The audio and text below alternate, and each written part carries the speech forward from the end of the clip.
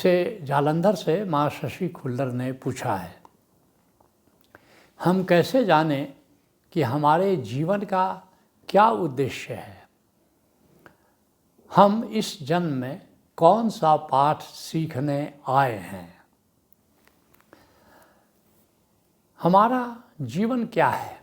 जीवन एक पाठशाला है, जीवन एक विद्यालय है। अब विद्यालय में हम छोटे होते हैं, हमारे माता पिता हमें कहीं नाम लिखाते हैं, हमें कुछ भी पता नहीं है। हम विद्यालय का सिलेक्शन हम नहीं करते हैं, हमारे माता पिता करते हैं, क्योंकि हमारे माता पिता बेहतर जानते हैं कि कौन सा विद्यालय हमारे लिए उत्तम है। तो हमारे माता पिता इस रिस्पेक्ट, जैसे हमने माता पिता का उदाहरण दिया, तो जब महाजीवन की यात्रा में हम जन्म लेते हैं तो माता पिता का रोल कौन निभाता है?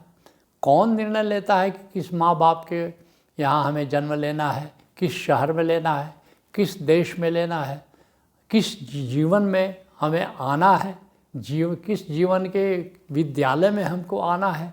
तो ये निर्णय कौन लेता है? ये निर्णय हमारे जो स्पिरिट गाइड होता है, और वहाँ जो एल्डर्स होते हैं स्पिरिट वर्ल्ड में, वे हमारी सलाह भी लेते हैं, लेकिन फाइनल निर्णय वे लेते हैं कि अगला जन्म जो हम लेने जा रहे हैं वो कहाँ लेने जा रहे हैं, किस माता पिता के यहाँ लेने जा रहे हैं, किस जगह पर लेने जा रहे हैं।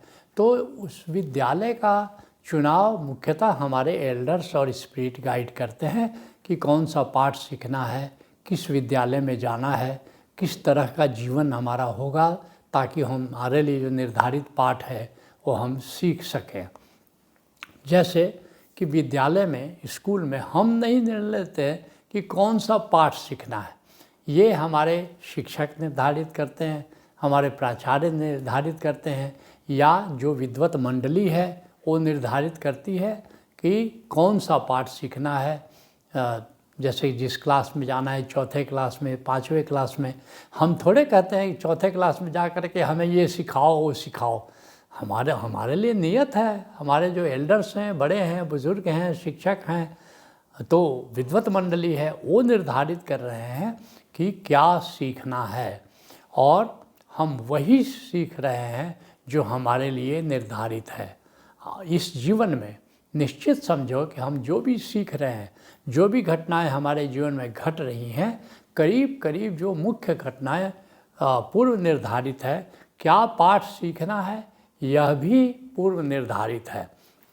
लेकिन कौन कौन से, जब हम पाठ की बात करते हैं क्या सीखना है, तो इसके ये जानना बहुत ज़रूरी है कि महाजीवन की इस यात्रा में हर जीवन में हम कुछ न कुछ सीखते हैं। सभी पाठ एक जीवन में सीख लें ये तो ज़रूरी नहीं है, लेकिन ये तुम समझ सकते हो कि वे कौन से पाठ हैं जिनको सीखने के लिए हम मानव जीवन में आते हैं, या बाकी सब भी जीवन है, लेकिन बाकी सब जीवन में सीखने की प्रक्रिया नहीं है। ये मनुष्य का ही ऐसा एक जीवन है जहाँ आकर के तुम सीख सकते हो कुछ। हाँ, बाकी जीवन में भी अनुभव से कुछ न कुछ आदमी सीखता है, कोई भी योनि हो, हाथी का योनि हो, बाघ का योनि हो, कोई भी योनि हो, कुछ न कुछ तो सीखता है। लेकिन सीखने का जो मुख्य जीवन है वो मानव जीवन है, और जिन पाठों की हम चर्चा करने जा रहे हैं उसमें से 16 ऐसे पाठ हैं जिनको एक दिन हमको पूर्णता से सीखना ही सीखना है। अब यह हम पर निर्भर करता है कि उन सारे पाठों को हम कितने जन्मों में सीखते हैं। एक जन्म में सीखते हैं कि 10 जन्म में सीखते हैं, लेकिन सीखना इन 16 पाठों को है। जैसे 16 कला में चंद्रमा परिपूर्ण हो जाता है, ठीक ऐसे ही हमारा ये जो 16 पाठ सीखते हैं तो हमारा जीवन एक तरह से पूर्ण होता है, पूर्ण रूप से हम विकसित हो जाते हैं, ऐसा तुम कह सकते हो। वे कौन से पाठ हैं? पहला पाठ है शौर्य, पुरुषार्थ करना है। क्या पुरुषार्थ करना है?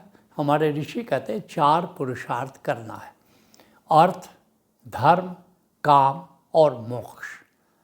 अधिकतर लोग अर्थ कमाते हैं, लेकिन कुछ जो विकसित लोग हैं अर्थ कमाने के साथ साथ धर्म करते हैं, परोपकार करते हैं। कुछ लोग अपनी रिस्पॉन्सिबिलिटी, जो अपने परिवार के प्रति, समाज के प्रति जो हमारी आवश्यकता है उनको ठीक से निभाते हैं, जिसको हम काम कहते हैं। और मोक्ष क्या है कि हम तृप्त हो जाएं, आनंदित हो जाएं।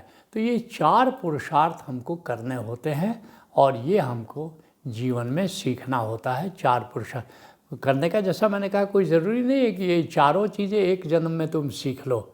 कई जन्म लेने पड़ सकते हैं कि एक बैलेंस्ड संतुलन के साथ हम अर्थ, धर्म, काम, मोक्ष, ये 4 पुरुषार्थों को करने की कला सीखें। जो दूसरा पाठ है वो धैर्य का पाठ है। हमको धैर्य का पाठ सीखना होता है, जिसको गोस्वामी तुलसीदास बड़े प्यारे अंदाज में कह रहे हैं।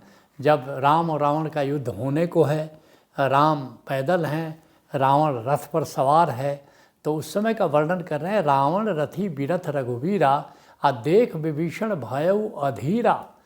तब राम कहते हैं, सुनऊ सखा कह कृपा निधाना, जहि जय हो ही सो स्यंदन आना। सुनो सखा, अधीर क्यों होते हो? जिस रथ पर सवार होकर के विजय प्राप्त की जाती है वो ये लकड़ी और लोहे का रथ नहीं होता है। वो रथ कैसा होता है? सौरज धीरज जही रथ चाका, असत्य शील दृढ़ ध्वजा पताका। जो इसके 2 चक्के जो होते हैं, एक शौर्य होता है, एक धैर्य होता है। तो पहला पाठ शौर्य का, ये दूसरा पाठ जो मैंने कहा, तो जो ये 16 पाठ में शौर्य का पहला पाठ सीखना है, दूसरा पाठ धैर्य का हमको सीखना है। जो तीसरा पाठ हमको सीखना है वो है अहिंसा का पाठ सीखना है। सभी को सीखना है एक दिन। बिना अहिंसा का पाठ सीखे हुए हमारा जीवन पूर्णता को उपलब्ध नहीं होता। इसलिए हमारा ऋषि कहता है, अहिंसा परमो धर्मः। स्वयं गोस्वामी तुलसीदास कहते हैं, परम धर्म श्रुति विदित अहिंसा। अहिंसा परम धर्म है, सारे वेद कहते हैं, उपनिषद कहते हैं। तो अहिंसा का पाठ हमको सीखना है, अर्थात किसी का दिल नहीं दुखाओ, मनसा वाचा कर्मणा, ये पाठ सीखना है। जो चौथा पाठ हमको जीवन में सीखना है वो है सत्य का पाठ। सत्य का पाठ क्या है? सत्य का पाठ जैसे अचौर्य, चोरी नहीं करना है, अपरिग्रह, ज़रूरत से ज़्यादा चीज़ों का संग्रह नहीं करना है, जैसे प्रामाणिकता, हमारे कथनी और करनी में भेद नहीं हो, जो कहें वो करें, जो करें वो कहें। तो ये एक प्रामाणिक व्यक्तित्व होना चाहिए। और वैसे ही न्याय, हम न्याय का समर्थन करें, न्याय को प्रमोट करें, तो न्याय प्रिय हमको होना चाहिए। उसी तरह से क्या होना चाहिए कि अगर इस तरह जीवन में प्रामाणिकता को लाओगे, जीवन में अचौर्य और परिग्रह को लाओगे, तो इस बात को भी समझना होगा कि सत्य में वो जयते। क्यों लाएं? देर हो सकती है, अंधेर नहीं है। एक दिन सत्य की विजय होती है। सत्य में वो जयते का पाठ हमको सीखना ही है। जो 5वां पाठ है वो सीखना है, शील का पाठ सीखना है, विनम्रता का पाठ हमको सीखना है, शिष्टाचार, आंतरिक शिष्टाचार, इसको शील कहते हैं। कबीर कहते हैं, सुख का सागर शील है। शीलवान होगे, क्यों शीलवान होना है? सुख मिलता है, आनंद मिलता है। सुख का सागर शील है, कोई न पाया था, शब्द बिना साधु नहीं, दरब बिना नहीं साह। तो हमको शीलवान होना है। कबीर एक जगह अन्यत्र कहते हैं, शीलवंत सबसे बड़ा, सब रत्नन की खान। सबसे बड़ा कौन है? वो शीलवान व्यक्ति है। 3 लोक की संपदा रही शील में आन। तो शील का पाठ सीखना है। छठा पाठ क्या सीखना है? संतोष। संतोष का पाठ सीखना है। फिर देखोगे तुम्हारे भीतर त्याग पैदा होगा, तुम्हारे भीतर संसार से वैराग्य पैदा होगा, मैटेरियलिज्म से। तो त्याग का, वैराग्य का, तुम्हारे भीतर निष्कामता पैदा होगी, फल के प्रति आग्रह नहीं रहेगा। तो संतोष, इसका पाठ सीखना है, क्योंकि संतोषम परमम सुखम, ऐसा हमारा ऋषि कहता है। 7वां पाठ जो सीखना है वो सरलता का पाठ सीखना है। सरलता का क्या मतलब हुआ? सहजता, निरअहंकारिता, ये सहजता है। गोरखनाथ कहते हैं, हबकी न बोलिबा, डबकी न चलिबा, अधीरे धरिबा पाँव, सहजे रहिबा, गर्व न करिबा, भदंत गोरख राव। बड़ा अहंकारी होकर के नहीं जीना है, सहज सरल जीवन। 8वां पाठ सीखना है दया का, प्राणियों पर दया करना है। कुछ लोग देखते हो अपने खाने के लिए, स्वाद के लिए अपना बकरा काटते हैं, जीवों की हत्या करते हैं, मुर्गे की हत्या कर देते हैं। नहीं, हृदय में दया का पाठ सीखना है। कबीर साहब कहते हैं, हिंदू की दया मेहर तुर्कन की, दोनों घर से भागी, और वह करे जीवा वो झटका मारे, आग दो घर लागी। कोई हिंदू हो कि इस्लाम को मानने वाला हो, लेकिन अगर दया नहीं है तो तुमने जीवन में एक महत्वपूर्ण पाठ नहीं सीखा। फिर 9वां जो पाठ सीखना है वो करुणा का पाठ सीखना है।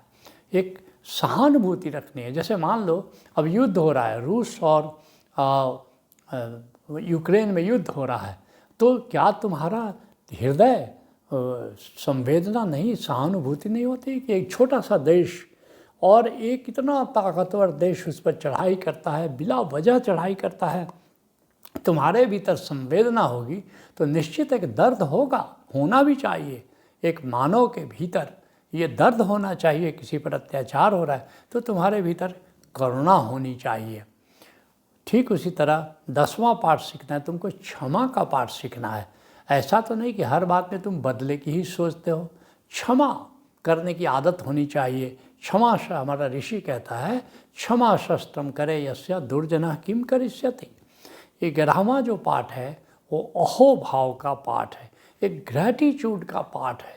हमको अहोभाव में रहना है, ग्रैटिट्यूड में रहना है। जिसने अच्छा किया उसके प्रति अहोभाव कि उसने अच्छा किया, जिसने बुरा किया उसके प्रति भी अहोभाव कि बुरा करने पर आया था तो पता नहीं कितना बुरा करता, इतना कम बुरा किया, इसके लिए धन्यवाद।